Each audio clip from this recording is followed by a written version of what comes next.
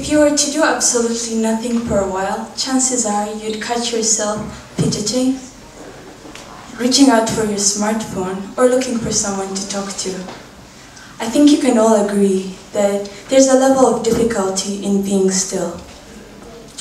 What would happen if we chose to try it out for 1 hour each day? Well, I set it up for myself as a challenge and decided that I'd split it into 30-minute intervals in our trips to school and our trips back. And on the first day, I turned off my cell phone and just stared out the window. And I remember every traffic light we stopped at, there were 8, and 3 of them were all in the same place. And I remember thinking, wow, what a great start.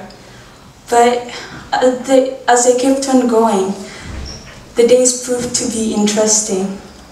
I noticed things that I know I wouldn't have been able to see if I was on my phone or occupied with other things. Things like a kid doing a split in the snow or an arrest. I noticed, for example, that a lot of cars had this sign, and when we asked our driver what it meant, he said that it indicates that the cars have winter tires, and in my country we do not have any winter, so that was new.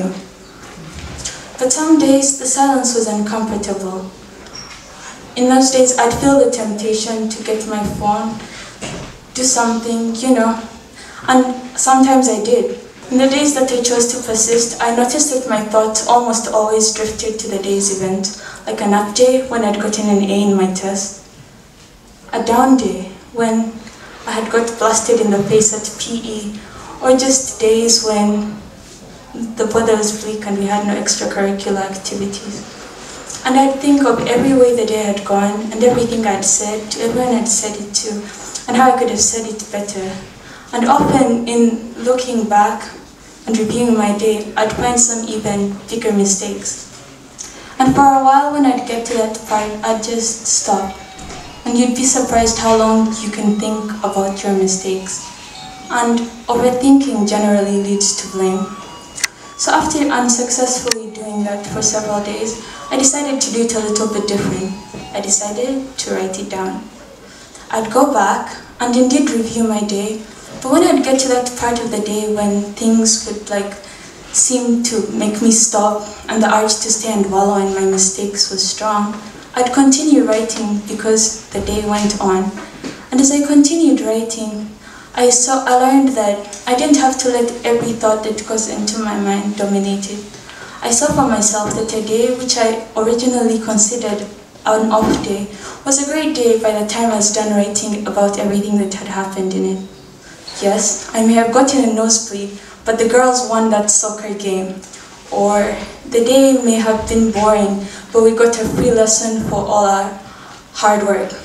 And this writing and the new way I learned to look at my day through it helped me to reflect. Reflection is giving your brain an opportunity to pause from the chaos, sort through what you see, create meaning, and learn from it. It is thinking back, going and indeed reviewing your day, but also thinking inward. Because when you're writing, especially something as personal as a journal, you tend to bring in your own ideas, your feelings, what you thought about what happened, what you may have wanted to say but didn't get the chance to. And when you think inward, that prompts you to think outward. You wonder, what did the other person feel? What prompted them to react this way? Was there anything they might have wanted to say that they didn't get to? And ultimately, that leads you to, as it did in my case, it makes you want and plan to do better. It makes it to become more creative with your options and more sensitive to those around you. And when you realize that life is so much more than your problems, and when you start focusing on the positive from the negatives, you choose to move forward, and that's what reflection is all about.